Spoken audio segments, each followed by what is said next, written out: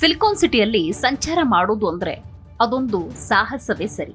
ಈಗಾಗಲೇ ವಿಶ್ವದ ಅತಿ ಹೆಚ್ಚು ಟ್ರಾಫಿಕ್ ಇರುವ ನಗರಗಳ ಪಟ್ಟಿಯಲ್ಲಿ 2ನೇ ಸ್ಥಾನದಲ್ಲಿರುವ ಬೆಂಗಳೂರಿನಲ್ಲಿ ವಾಹನಗಳ ಸಂಖ್ಯೆ ಈಗ ಆತಂಕಕಾರಿ ಮಟ್ಟಕ್ಕೆ ಏರಿಕೆಯಾಗ್ತಾ ಇದೆ. ನಗರದ ಸಂಚಾರ ದಟ್ಟಣೆಗೆ ತುಪ್ಪ ಸುರಿಯೋ ಹಾಗೆ ಪ್ರತಿದಿನ ಸಾವಿರಾರು ಹೊಸ ವಾಹನಗಳು ನೋಂದಣಿ ಆಗ್ತಾನೆ ಇದೆ. ಇತ್ತೀಚಿನ ಅಂಕಿಅಂಶಗಳ ಪ್ರಕಾರ ಪ್ರತಿದಿನ 2866 ಹೊಸ ವಾಹನಗಳ ಸೇರ್ಪಡೆ ಆಗ್ತಾ ಇದೆ. ಬೆಂಗಳೂರಿನಲ್ಲಿ ಸಂಚಾರ ದಟ್ಟಣೆ ಆತಂಕಕಾರಿ ಮಟ್ಟದಲ್ಲಿದ್ದು ಪ್ರತಿದಿನ 2866 ಹೊಸ ವಾಹನಗಳು ರಸ್ತೆಗೆ ಇಳಿತಾ ಇವೆ.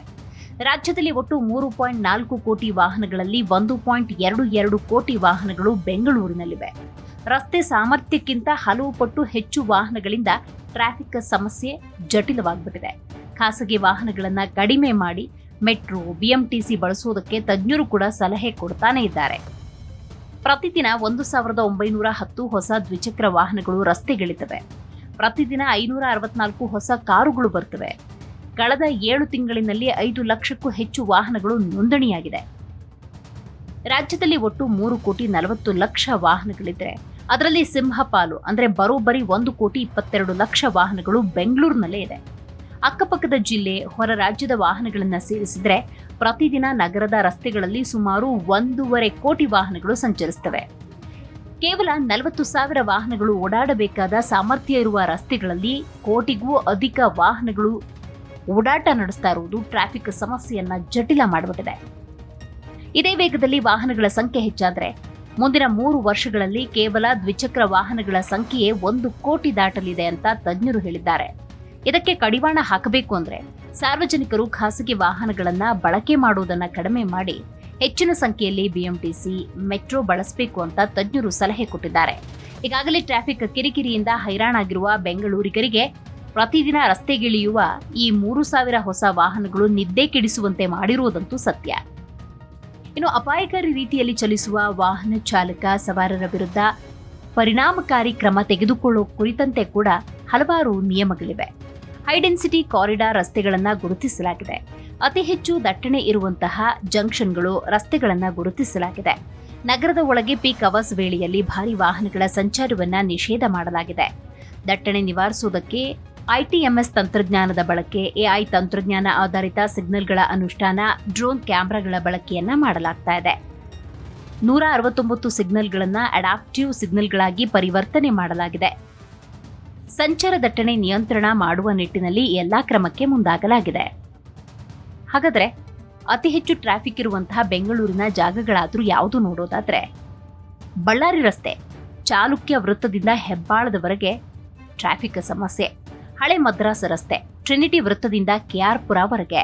ಹಳೆ ಏರ್ಪೋರ್ಟ್ ರಸ್ತೆ, ಎಎಸ್ಸಿ ಸೆಂಟರ್ನಿಂದ ಕಾಡುಗೋಡಿಯವರೆಗೆ. ಸರ್ಜಾಪುರ ರಸ್ತೆ, ಹೊಸೂರು ಜಂಕ್ಷನ್ನಿಂದ ಸಿಲ್ಕ್ ಬೋರ್ಡ್ನವರೆಗೆ. ಬನ್ನೇರುಘಟ್ಟ ರಸ್ತೆ, ಡೈರಿ ಸರ್ಕಲ್ನಿಂದ ನೈಸ್ ರಸ್ತೆಯವರೆಗೆ. ಕನಕಪುರ ರಸ್ತೆ, ಕೆಆರ್ ರಸ್ತೆಯಿಂದ ನೈಸ್ ರಸ್ತೆಯವರೆಗೆ. ಮೈಸೂರು ರಸ್ತೆ, ಹಡ್ಸನ್ ವೃತ್ತದಿಂದ ನೈಸ್ ರಸ್ತೆಯವರೆಗೆ. ಮಾಗಡಿ ರಸ್ತೆ, ಹಳೆ ಬಿನ್ನಿಮಿಲ್ನಿಂದ ನೈಸ್ ರಸ್ತೆಯವರೆಗೆ. ತುಮಕೂರು ರಸ್ತೆ, ಓಕಳಿಪುರಂನಿಂದ ಗೊರಗುಂಟೆಪಾಳ್ಯವರೆಗೆ. West of Chord Road, soap ಫ್ಯಾಕ್ಟರಿಯಿಂದ ಮೈಸೂರು ರಸ್ತೆಯವರೆಗೆ.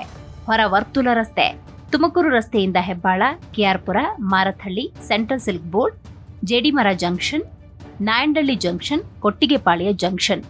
ಇಲ್ಲಿ ಅತಿ ಹೆಚ್ಚು ಟ್ರಾಫಿಕ್ನ ಸಮಸ್ಯೆ ಇದೆ.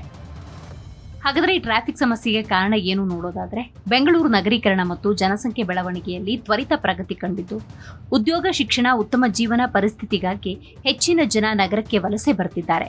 ಜನಸಂಖ್ಯೆ ಹೆಚ್ಚಳ ಮೂಲಸೌಕರ್ಯ ಅಭಿವೃದ್ಧಿಗಿಂತ ಗಮನಾರ್ಹವಾಗಿ ಮುಂದಿದೆ. ರಸ್ತೆಯಲ್ಲಿ ವಾಹನಗಳ ಸಂಖ್ಯೆ ಹೆಚ್ಚಲು ಕಾರಣವಾಗಿ ಸಂಚಾರ ದಟ್ಟಣೆ ಉಂಟಾಗಲು ಪ್ರಮುಖ ಕಾರಣವಾಗಿದೆ. ಕೇವಲ ಬೆಂಗಳೂರು ನಗರದ ವಾಹನಗಳಲ್ಲದೆ ದೈನಂದಿನವಾಗಿ ಬೆಂಗಳೂರು ನಗರಕ್ಕೆ ಹೊರ ರಾಜ್ಯ ಹಾಗೂ ಜಿಲ್ಲೆಗಳಿಂದ ಬಂದು ಹೋಗುವ ವಾಹನಗಳ ಸಂಖ್ಯೆ ಹೆಚ್ಚಾಗಿದ್ದು ಅವುಗಳ ಸಂಚಾರ ಕೂಡ ಸಂಚಾರ ದಟ್ಟಣೆ ಉಂಟಾಗುವುದಕ್ಕೆ ಪ್ರಮುಖ ಕಾರಣವಾಗಿದೆ. ಒಟ್ಟಿನಲ್ಲಿ ಬೆಂಗಳೂರು ದಟ್ಟಣೆ ನಗರ ಅನ್ನೋ ಅಪಖ್ಯಾತಿಯನ್ನ ಪಡೆದುಕೊಳ್ತಾ ಇದೆ. ಅದನ್ನು ಹೋಗಲಾಡಿಸಲು ಸುಗಮ ಸಂಚಾರಕ್ಕಾಗಿ ವಾಹನಗಳ ದಟ್ಟಣೆ ಆಧರಿಸಿ ಸ್ವಯಂಚಾಲಿತ ಸಿಗ್ನಲ್ ನಿರ್ವಹಣೆ ತಂತ್ರಜ್ಞಾನ ವ್ಯವಸ್ಥೆ ಜಾರಿ ಮಾಡಲಾಗಿದೆ. ಕೃತಕ ಬುದ್ಧಿಮತ್ತೆ ತಂತ್ರಜ್ಞಾನ ಆಧರಿಸಿ ಸಂಪರ್ಕರಹಿತವಾಗಿ ದಂಡ ವಿಧಿಸುವ ವ್ಯವಸ್ಥೆ ನಗರದಲ್ಲಿ ಜಾರಿಯಲ್ಲಿದೆ. ದಂಡ ಪಾವತಿಯಲ್ಲಿ ರಿಯಾಯಿತಿ ಘೋಷಣೆ ಹಾಗೂ ಪರಿಣಾಮಕಾರಿ ಕ್ರಮ ತಂತ್ರಜ್ಞಾನ ಅಳವಡಿಕೆಯಿಂದಾಗಿ 2025ರಲ್ಲಿ ಸಂಚಾರ ನಿಯಮ ಉಲ್ಲಂಘನೆಯ ಪ್ರಕರಣಗಳಲ್ಲಿ 258.16 ಕೋಟಿ ರೂಪಾಯಿ ದಂಡ ಸಂಗ್ರಹವಾಗಿತ್ತು. ಕಳೆದ ಒಂದು ದಶಕದಲ್ಲಿ ಸಂಗ್ರಹಿಸಲಾದ ಅತ್ಯಧಿಕ ದಂಡದ ಮೊತ್ತ ಇದು. ಈ ವರ್ಷ ಇದುವರೆಗೂ 24.80 ಕೋಟಿ ರೂಪಾಯಿ ದಂಡ ಸಂಗ್ರಹವಾಗಿದೆ ಅಂತ ಸಂಚಾರಿ ಪೊಲೀಸರು ತಿಳಿಸಿದ್ದಾರೆ.